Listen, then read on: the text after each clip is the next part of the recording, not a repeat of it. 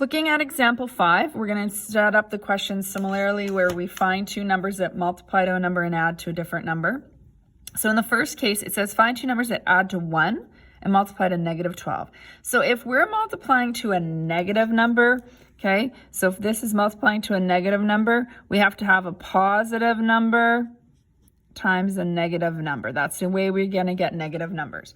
So keep in mind when we take positive and negative numbers and we combine like terms, it's almost like thinking of subtracting. So let's say, for example, I had a 2 and I wanted to add it to negative 4. 2 plus negative 4 is negative 2. Okay, so it is possible to get positive numbers or negative numbers when you're adding. But just the idea is that you're really almost thinking of subtracting, okay, of those numbers. So if I want to find two numbers that add to 1 and multiply to negative 12, I know one number has to be positive, one has to be negative. So I find it easier to think subtract. So when I go through the factors, 4 and 3 differ by 1.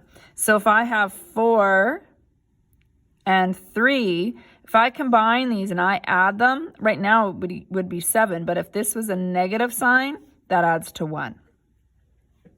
Let's look at B. It's going to be very similar. Let's say I have two numbers that add to negative 1 now and multiply to negative 12. Well, we can still use our 4 and 3. The difference is that if we want this to be negative, the larger number should have been negative. So now we have negative 4 plus 3 adds to negative 1.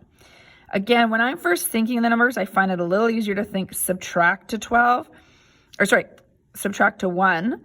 And then I figure out which sign's positive, which sign's negative. So what's going to happen in the examples that we're going to do on this page is one sign's going to be positive, one sign's going to be negative. And that's something you can even, try one way and you can always change and try it the other way if you're stuck. So let's look at C for that exact reason. Find two numbers that add to negative 6 and multiply to negative 27. So easiest to think of factors of 27. So two numbers that multiply to 7, where if you subtracted, you would get a 6. So when I think of the factors 9 and 3, I know that if I subtract, I would get 6. I want this to be a negative 6. I want the larger number to become now the negative number. So negative 9 plus 3 would equal negative 6. So again, the trick to these is think more subtraction rather than add if you're trying to not necessarily think of the signs right away.